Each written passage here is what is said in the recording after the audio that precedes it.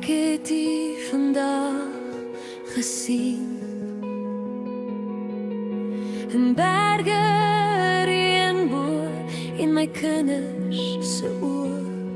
U is die hand op my skouer, die lig vir my pad. Met U my koning is die wêreld nooit kwaad. Op die kruis het U gesterf vir elke sondaar. Vir 'n oomblik was die wêreld donker en swaar. Ons het U lief gehad.